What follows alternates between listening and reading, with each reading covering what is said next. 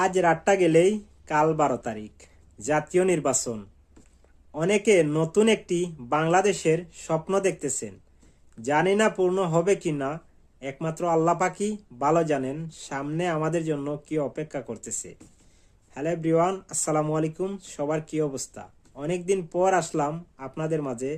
ভালো লাগলে সবাই ভিডিওটা শেয়ার করে দিবেন।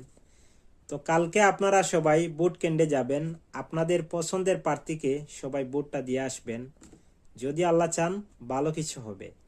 আর বিগত দিনে যারা আশ্বাস দিয়েছেন গ্রামের সরল সোজা মানুষকে এই দিবেন সেই দিবেন, অনেক কিছু দিবেন, এখন বর্তমানে দেখার পালা কোন দলটি ক্ষমতায় যায় আর আমাদের জন্য আপনার জন্য কি করা হয়, দেশের জন্য কি করা হয়। যে দল ক্ষমতায় যায় সমস্যা নাই, আমাদের জন্য আপনার জন্য যাতে রাস্তাঘাটে সেই যে যত কিছু আশ্বাস দিয়েছেন এটা যেন কাজ হয়, দেশের জন্য ভালো হয়, উন্নতি হয়, এই দোয়াটাই করি। আল্লাহ পাক যেন আমাদের দেশকে শান্তি করে। যে বর্তমানে একটা সরকার স্থায়ীভাবে নাই, খুবই সমস্যা হচ্ছে সব কিছুতে।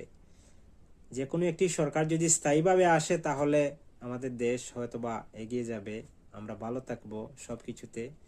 তো সবাই দল মত নির্বিশেষে সবাই দেশের ভালো চান, দেশের জন্য কাজ করেন, এইটাই ভালো হবে। সবাই ভালো থাকেন। আসসালামু আলাইকুম।